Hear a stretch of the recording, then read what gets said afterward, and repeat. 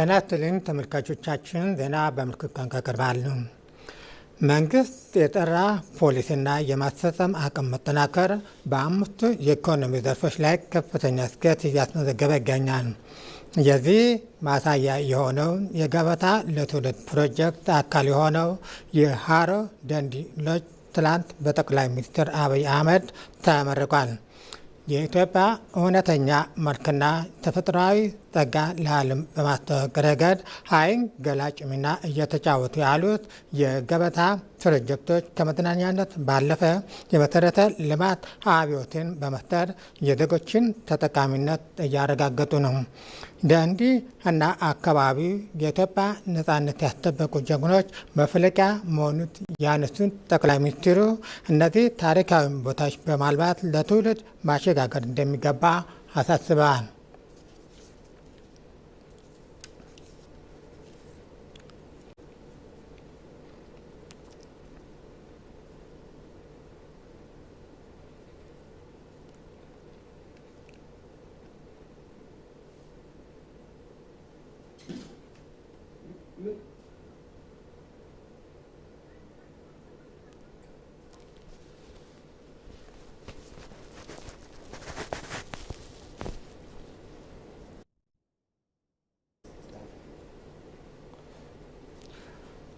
አሁን ደግሞ ለጠቅላይ ሚኒስትር አብይ አህመድ በደንዲ የተደረገው ደማቅ አቀባበል በተንቀሳቃሽ ምስል እንከታተል።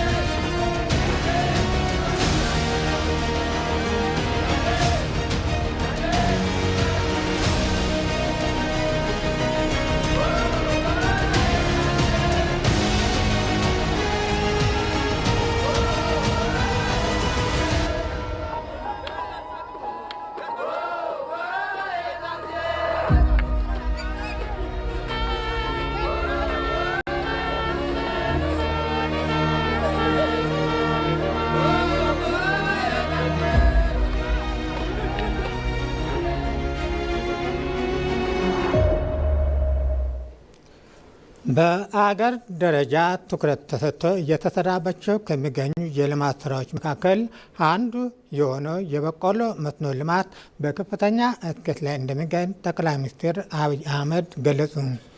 ጠቅላይ ሚኒስትሩ በመልእክታቸው በመስኖ የበቆሎ ልማት የተገኘው ስኬት ኢትዮጵያ የምግብ እርዳታ ከመቀበሎታ ራሷን የመመገብ የምትችል አገር ለማድረግ የተያዘው ታላቅ ህልም እውን የሚያደርግ መሆኑን ጠቁመዋል። ይህም ጅምር ውጤት ኢትዮጵያ ወደፊት የምግብ ዋስትናዋን በዘላቂነት ለማረጋገጥ የምታደርገው ጉዞ ትልቅ አመልካች መሆኑን ጠቅላይ ሚኒስትሩ አንስተዋል።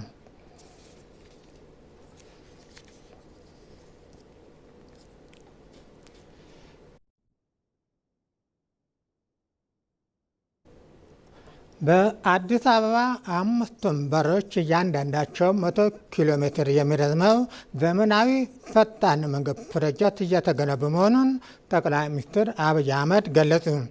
የሚገነቡት የሃይዌይ መንገዶች አዲስ አበባ ማዕከል በማድረግ የሚስተዋለው ከፍተኛ የትራፊክ መጨናነቅን ለመቀነስና በአምስቱም የሀገሪቱ አቅጣጫዎች የሚወስዱ ዘመናዊ መንገዶች መሆናቸውን ጠቅላይ ሚኒስትሩ ገልጸዋል።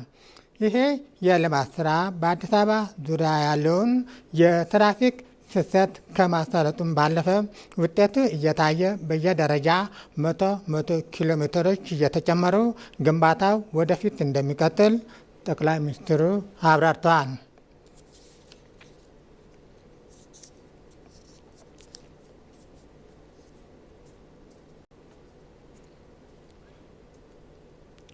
በመጨረሻም በአዲስ አበባ ከተማ እየተከናወነ የሚገኘው የልማት ስራዎች የስፖርቱን ዘርፍ ታሳቢ ያደረገ ነው ሲሉ በግራንድ ፕሪ ውድድር የተሳተፉ ስመጥር አትሌቶች ተናገሩ። አትሌቶቹ የአዲስ አበባን ስፖርት ፓርክን፣ የአድዋ ድል መታሰቢያና የወንዝ ዳርቻ ልማትን ተዘዋውረው ጎብኝተዋል። በከተማ የተሰሩ የስፖርት መሰረተ ልማቶች ተተኪ አትሌቶችን ለማፍራት የሚያስችሉ እንደሆነም ተናግሯል። የአዲስ አበባ ከተማ ልማት በሂደቱም ለስፖርቱ ዘርፍ የተሰጠውን ትኩረት ሌሎችም አገራት ልምድና ተሞክሮ የሚቀመርበት ስለመሆኑ ገልጸዋል። አዲስ አበባ የስፖርት ቱሪዝም ማዕከል ለመሆን ባከናወነችው ስራና ባስመዘገበችው ድል የአዲስ አበባ ግራንድ ፕሪ ውድድር ማስተናገድ ችላለች።